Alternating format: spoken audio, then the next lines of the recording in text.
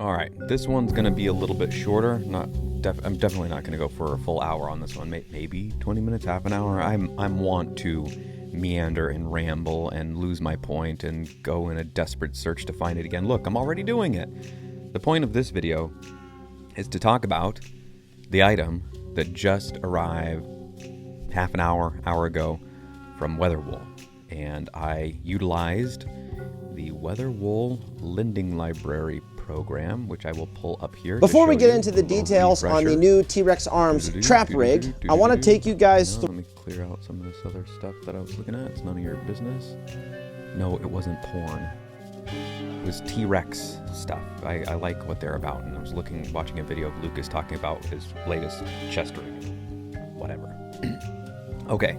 So I utilized the lending library here. You can see what items they have in stock. These pictures are not indicative of what they have in stock. Actually, this is when I saw the poncho up here, I thought, oh, fantastic! I will borrow the poncho. That's the number one thing I want from them. But no, we can see right here, down here, poncho, none at present. But you can see right up here, under Anoraks, Al's Anorak, extra small, which is what I am. I might even be a triple XL in their sizing. I'm a small guy. Drab, that's one of my preferred colors. It's the green or the brown I like a lot. I honestly don't care for the links all that much. I like the weave, I like the idea behind it, but the pattern, it's not for me. Midweight, slight use, Del P. All right, here it is. It is in this box. I'm not going to do a big preamble, stupid thing about a box opening. That's dumb. That's not what this is about. Those box openings are some of the dumbest videos that exist on the internet. All right, here we go. Slice. So before I get into this, I want to just a couple quick comments on what I expect. I expect the feel to be something actually kind of like this green screen, which doesn't look like green screen to you at all. But it is. Like a fleece. That's what I'm expecting. Polartec fleece. I'm expecting something not quite that soft, but close to that. I expect to go, oh, because I've never felt wool like this. I'm expecting that moment. And then the other thing that I'm going to be looking at is the stitches, the seams. I'm curious how sturdy those look. All right, here we go. Crack open the box here. It's a big box. It's bigger than I was expecting. I was expecting it to just come in a bag. Okay, we've got the invoice. It's got some information there. The UPS tracking label.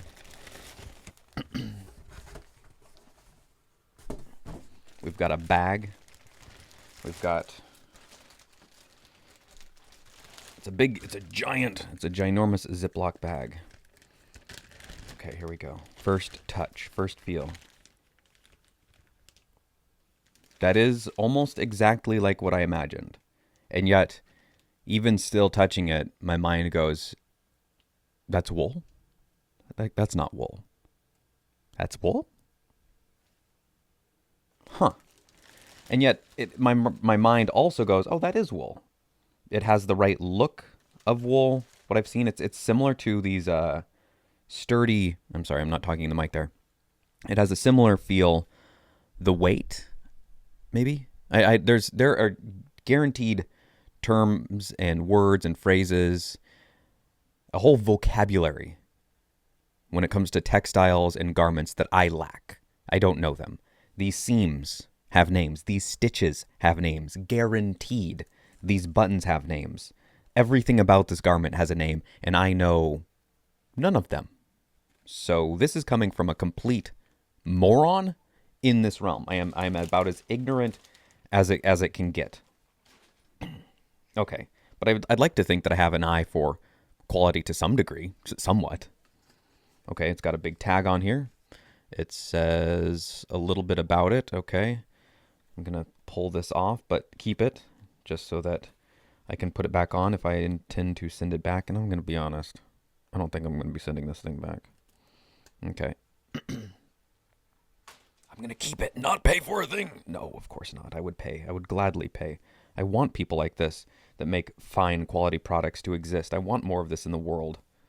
It's what voting with your wallet means. All right, so the stitching is quite robust. The thread looks gnarly in terms of its beefiness. This strap back here is, ooh, it's an elastic strap. Okay, I wasn't expecting that. When I saw it, and on the hood of the ponchos where I'd seen it the most, I thought it was just a stiff nylon webbing. It is not. It looks like that, but it has some elasticity to it. It is kind of smooth, so on the, I think they call this a tri-weave or a double weave, it may slip out. It isn't right now, but it is smooth enough that I might have to loop this back through on itself, which, easy enough, no problem there. Okay, I don't know what this 1, 2, 3, 4, 5, what is that, quintuple stitching is? I don't know what the purpose of that is, but holy moly, that is intense. I've never seen something like that before. I don't know that I noticed that in the images here. If we go over, I don't even have my glasses on, but I certainly can't tell that that's what's going on there. Maybe if I zoomed in. Okay, I still can't really get over how this feels. It still doesn't really make sense that it's so soft. Like you could wrap up in a blanket of this and no problem. You wouldn't get that kind of weird scratchy feeling. Even some of the smart wool stuff that I've worn has a little bit of a scratchiness to it, and this just doesn't have that. It's like in some of the wool things that I've worn, even the stuff that's meant to be worn against the skin, like some smart wool long underwear that I have. It's like there's, how to describe this? So sandpaper, if it's 36 grit, 180 grit, whatever, that's a grit. It's the number of grit, it's supposed to be at least, in a square inch. So if you imagine wool, let's just use 36 grit. That's not what wool feels like. No wool I've ever felt feels that horrible on your skin like sandpaper. But just bear with me here. If the 36 grit was totally smooth on something like this, and then on something that is meant to be a real industrial use, like the Western jacket that I have from Filson, not Western jacket, Western vest that I have from Filson, that would be more not smooth, but still 36. Then the Western vest would have 18 little spiky bits in it. This has 0 spiky bits in it. And the Smart Wool has 5 spiky bits in it. So out of that 36, it's not all spiky and ow, oh my gosh, this hurts. It's quite uncomfortable and scratchy. But there's still enough. There's a few in there where it's kind of, I don't want this against my skin for prolonged periods of time. Oh, and it's a different weave inside. Okay, that makes sense. It's kind of like a terry cloth in a sense. That's interesting. Okay, I was not expecting it to be different. Huh. I thought it would be the same on the inside. So the outside is a little bit, boy, it's not quite the right word, but smoother. Oh, there's nifty little design features here. So this is what would lay against your hip here. And you've got this little elastic strap that folds in on itself, or you can undo that, snap it over here on the other side, click that in there, and then this is going to stay close to your body, not be flapping around in the wind, but then you can unzip this part up here and get some ventilation. There we go. There's a little drawstring here, elastic drawstring, and yes, that goes across the back, it looks like, all the way across the back, and that will get you nice and snug. So I'm going to go ahead and throw this on.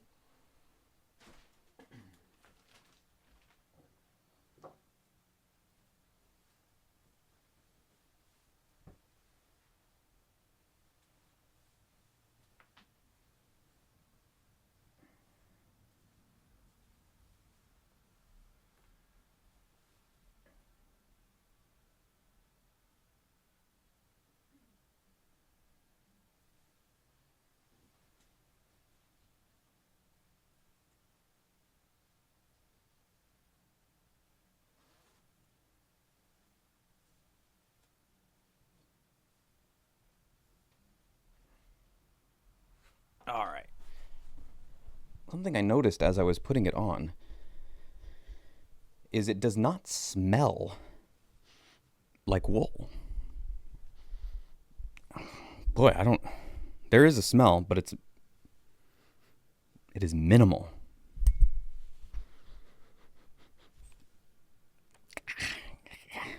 Maybe it picked up the scent of the cardboard box or the shelf that it was sitting on and other garments that were nearby.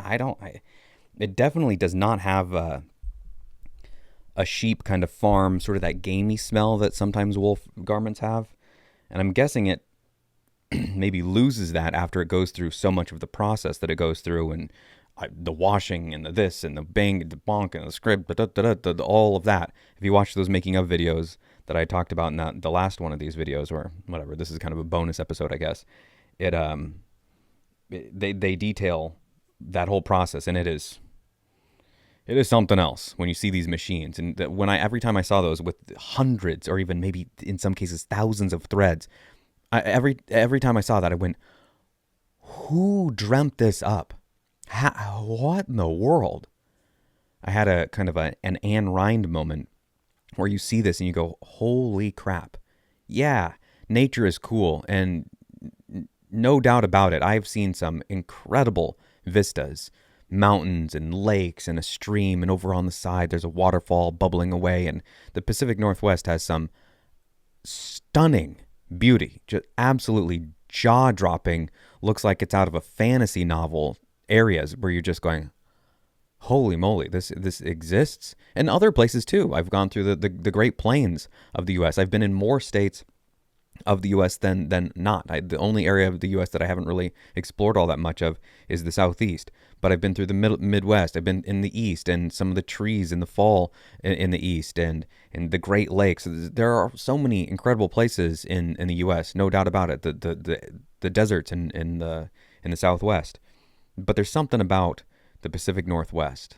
I think maybe it's because I grew up in the deserts and reading Lord of the Rings and Tolkien and just kind of dreaming of misty mountains and seeing fog. And now I live in that place and I see those sights every week, practically every month, more days than not if I go outside, certainly. And it's not so overcast that I can't see too far, or hazy and drippy, which it like today is, but whatever. The point to all that, what was the point to all that? Oh, beauty, right. So seeing those machines, so yes, I've seen the beauty, I've seen the natural beauty, but seeing those machines is like looking across New York and you go, holy shit, humans dreamt this up. Yeah, I've seen some neat nests that birds have made in documentaries, and they make it's all neat and it's pretty.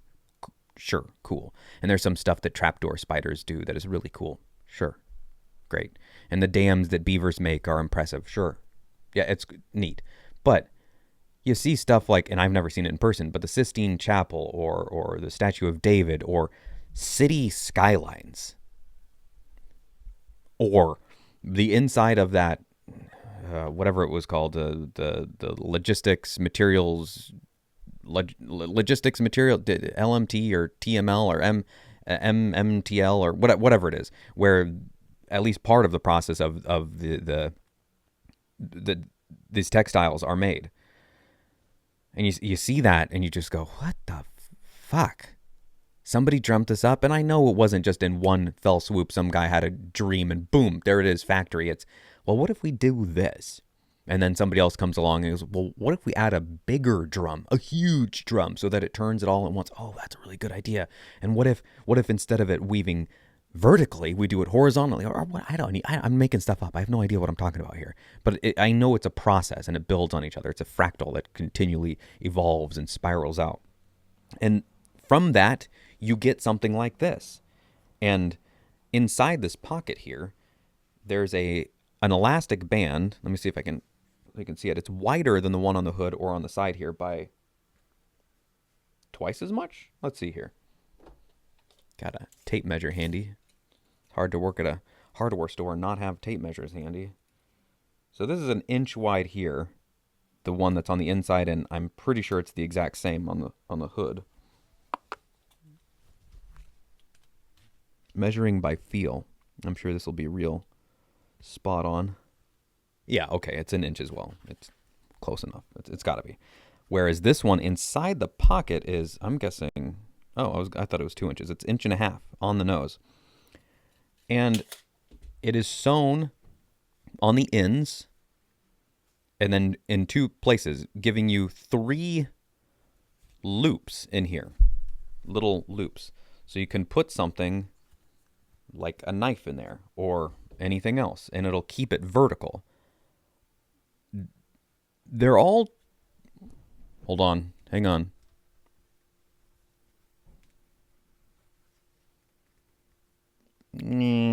Yeah, too small to fit a phone. That's what I was thinking. Maybe I could fit a phone in there.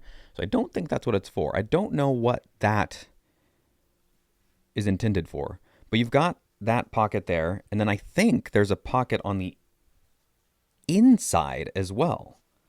So you've got this pocket. Let me see if I can get up here. Uh-oh.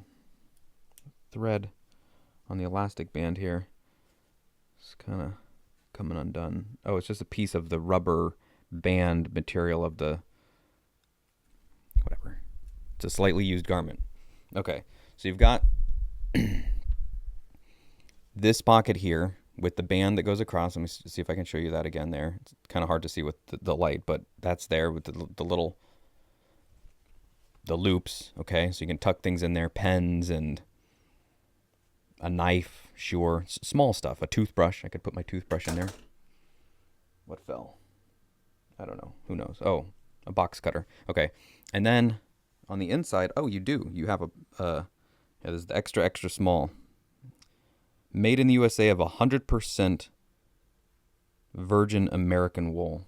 I didn't know the wool was American. Did I miss that? Huh, I must have missed that. I wonder if they have a video. I certainly haven't watched it if they do. That talks about where the sheep are and how they found the sheep and all that. What does this say here? 100% wool, hand wash, cool, mild detergent, rinse in cool water, do not bleach, agitate or wring. Block to size, dry flat out of direct sun or dry clean. Clean before storing. Okay. I'm guessing for a prolonged period of time, storing like that. Okay, so there's a pocket in here. That would fit a phone for sure. A wallet. This is the night, and it zips up in there as well. So that's nice if you want to tuck something away and not worry about something falling out. Now, the one thing so far, I'm not sure if I like this or not, how I feel about it. I think this is a slight negative here.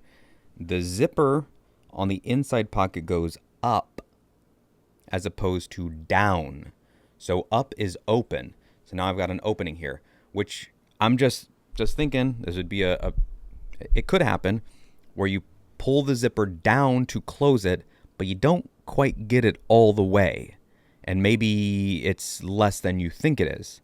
Like, let's say there's an inch here, and say, for example, I had put my harmonica in here.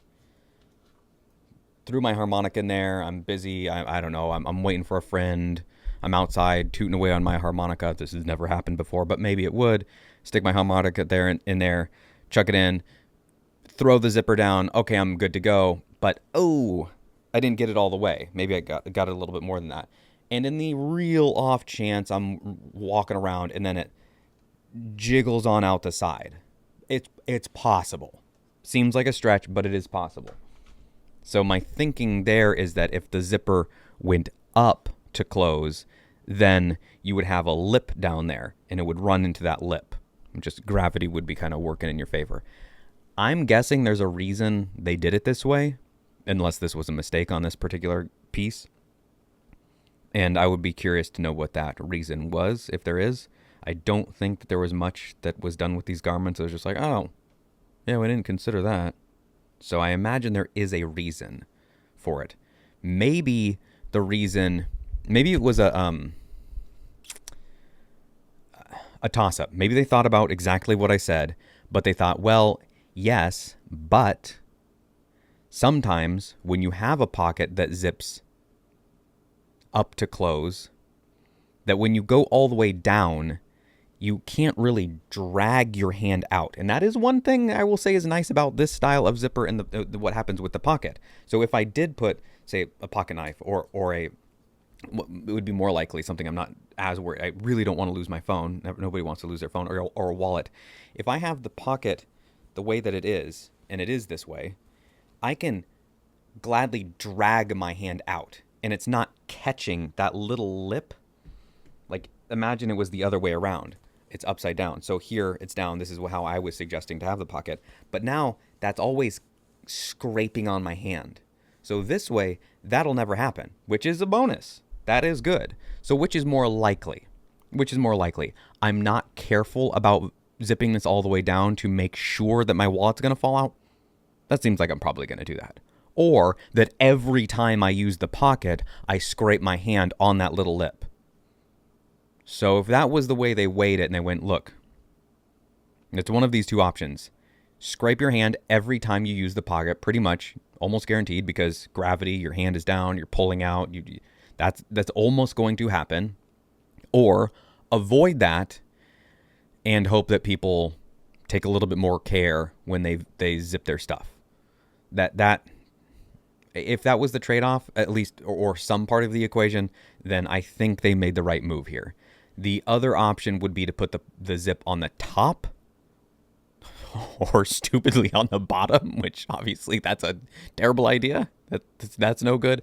So on the top would be the other option, but then you're trying to come in and then over on the inside, and that's not good either. All right, I really like these zips on the side.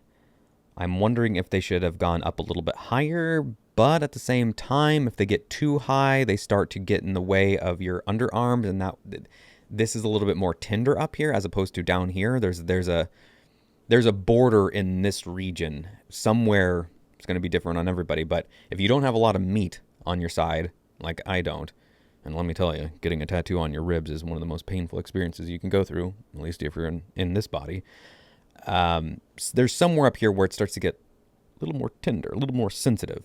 And so I think making the call to end it here was a good move, because up here it might get a little awkward and it tickles. Okay, so we can drop this down. I'm already feeling warmth, but I'm not uncomfortably warm. And as you saw, all I had was a t-shirt, and I didn't change that. That's all I've got on underneath here. Still same black t-shirt. Okay, so if I wanted this to be as airy as possible, I could loosen this all the way up, have the hood off, and I really like how these sleeves are long. I can roll them up if I want, but you can roll long sleeves up, but you can't make short sleeves long. So if the call was between one of those two things, and I don't even probably have to roll them up, because I can get this, holy moly, this is tighter than I don't have big beefy wrists, but there's no way, well, maybe, let's see. I really like how there's three options here to get it really snug, kind of snug, maybe if you have thin gloves on, or loose if you just want it freewheeling. But that is snug on my wrist. That is not going anywhere. Yeah, it's kind of bunched up and it's a little crinkly, but hey, that is snug. I could wear a thin pair of gloves with this. Maybe some mittens if they have not much of a collar, but if they've got a big ribbed collar or wristband, that's going to be uncomfortable. So here's totally loose. There's enough room to move in and out. Could even put my hands inside like this, or go into this pocket here and be super cozy, or really snug over here. Let's go ahead and undo that and put it on the middle one. We've got a second option. And the way that these buttons are, I heard them talked about and spoken of in various videos, but seeing them now, how it's this band that goes across and not a 4-hole button. Again, names for these things, I'm sure. I don't know. I know these buttons' names are mentioned. I don't remember them. Sorry.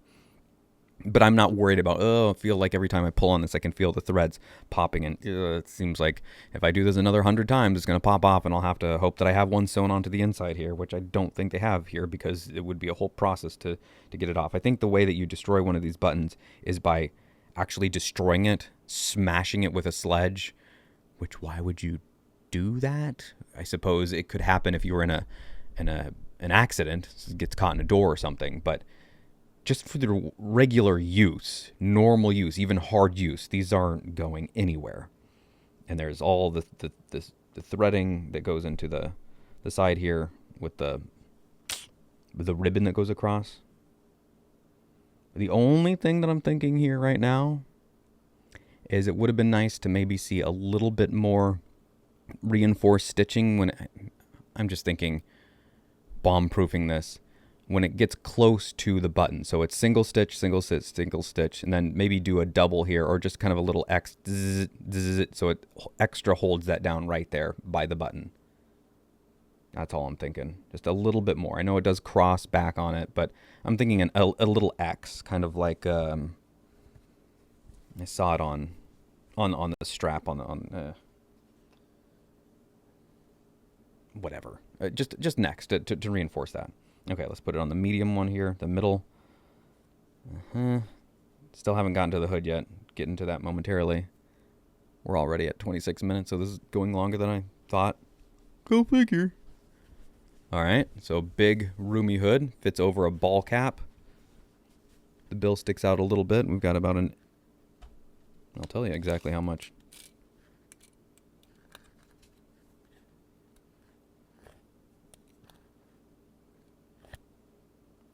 Inch and a half, 2 inches of play here.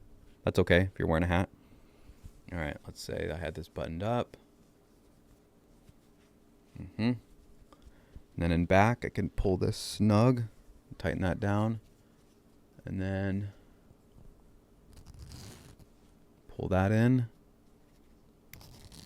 Pull that in. Pretty cozy. Okay.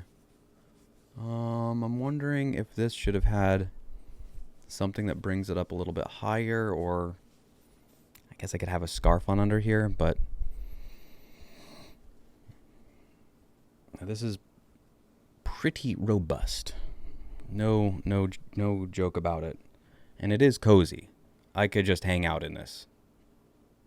Yeah, I don't think I'm getting uncomfortable. I could lay back, watch a movie with my wife, go out to dinner, loosen this up. Honey, are you going to take off your anorak? No. Well, we're inside. We're sitting down for dinner. Yep. You're just going to leave it on? Mm-hmm. Yeah. Yes, I am. Yeah. That's exactly what I'm going to do. I'm going to eat my anorak. Yeah. Well, it's not mine yet. Okay. Overall, yeah, solid. I can't think of anything that I would definitely, absolutely change. Okay, so the one that I have is a little different. If we look over here on the anorak here. So this one, I don't know if this is an old one or a new one. I'm unsure on that. So as you can see here on this one, on the website here, come on, zoom in, get bigger. There we go. There's this hood style, which is a little different than this hood style. At least the pull tabs. The cinch strings. So I'm not sure if the one on the screen is an older one or if what I'm wearing is an older one. Unknown.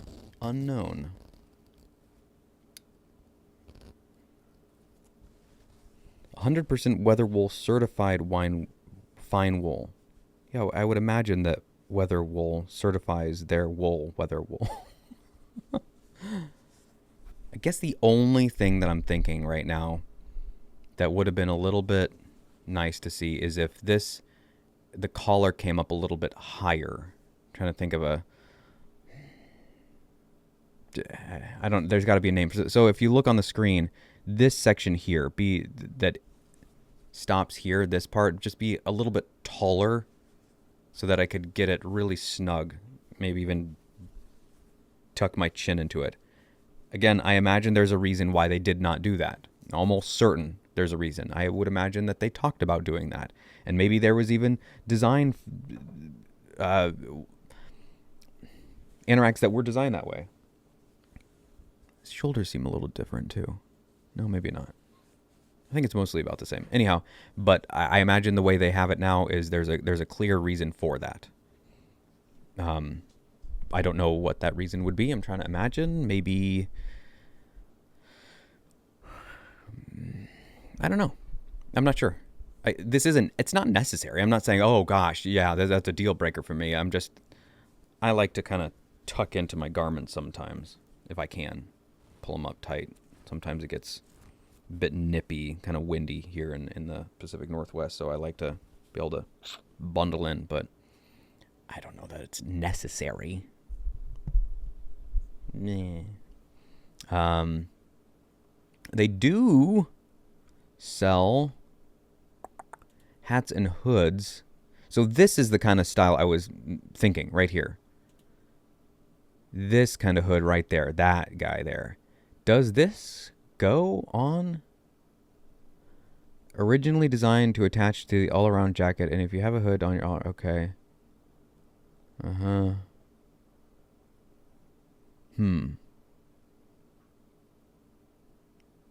Yeah, so maybe that's why, because they said, okay, look, we've got the all-around jacket, and so if you want to get all bundled up like that, that makes sense. Okay, the Anorak is more of a kind of a lightweight hoodie from what I'm seeing here, and this is your big bomb-proof, get your hood on. Whoo! I imagine, I wouldn't be surprised if this is only in heavyweight or the full weight. The all-around jacket can withstand unlimited snow, huge amounts of sleet and rain. Okay, there it is. That's why. Why double up on this thing? You don't need that kind of hood in the collar on the Anorak when you have it on the all-around jacket. It's different uses, different form, different function. If you're looking for... This seems like it fits more of a hoodie type role. It's versatile. It's going to work with you from, they say, all the way down to 10 degrees up to about 80, or let's say 20 to 70.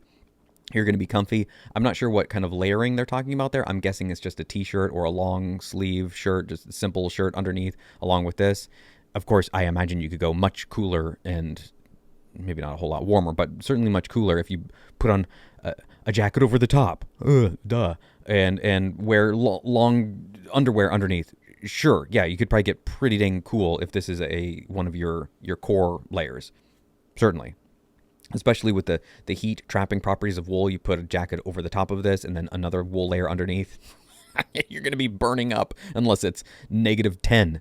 And I've been in -10. It's not even all that cold compared to what some people are in. And -10 isn't even really, once you get used to it, it's not that cold. It kind of hurts your nose for a little bit, but then once you're bundled up, moving, it's fine. But this guy, the all-around jacket, that's your big bomb-proof boy right there. The hooded jacket looks like it's...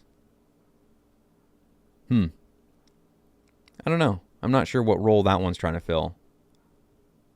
I don't know. So, all in all, for what it is, all right, 2 thumbs up. The collar is a non-issue because they have a different piece for that. It's not meant to do that. It's not supposed to do that. It'd be like, well, why doesn't this have a parachute on it? If I jump out of a plane, there's no cord to pull, and I'm just gonna fall to my death. Why doesn't it have a parachute built into it? Well, because it's not a parachute jacket, dumbass. Go get yourself a parachute.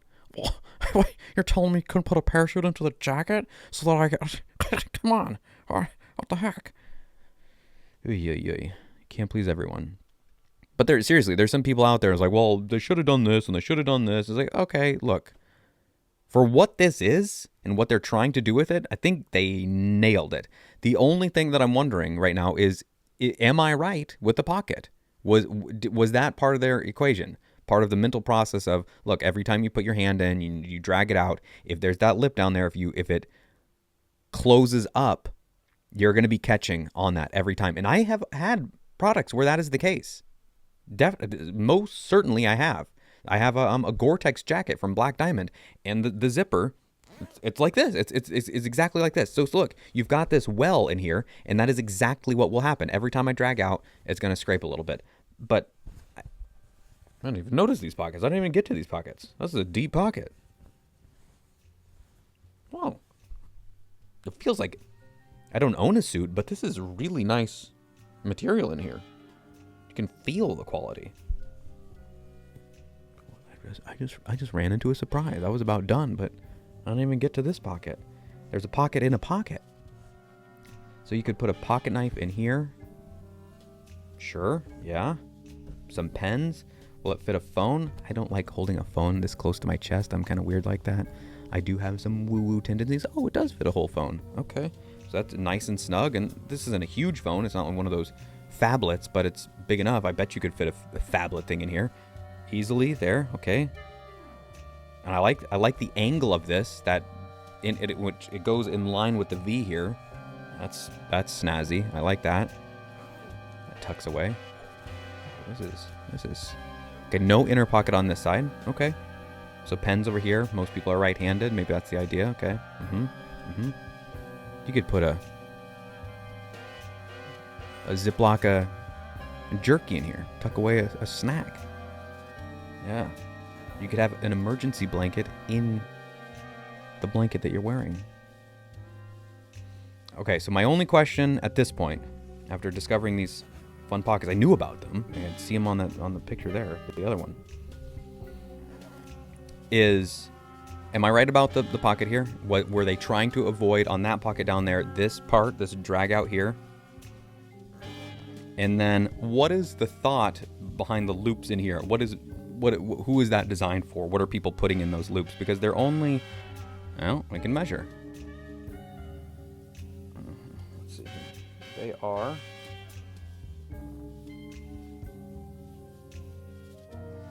an inch and well, the far side one is an inch and 3/4. This one is an inch. I'm doing this by feel, so it's going to be a little off. About 2 inches. Is that right? And 2 1/4, 2 1/4, something like that. On the center one, so about 2 inches a piece. The middle one does feel a little bit wider. But what are people putting in there? It's not big enough for a water bottle. It's not big enough for a phone. Pocket knife, pens, I guess. But why the elastic band? What is it? And it's not even that stretchy. There's some give, but not a lot. Okay, well, I have no complaints. Some questions. What's the elastic band for? And what was the thought process behind having a zipper that seals on an... Hold on, let me get this right. On a down. That's right, on a down, on the inner one, on the inside flat pocket. What was the idea there? What was the thinking? But that's it, just a couple questions. Okay.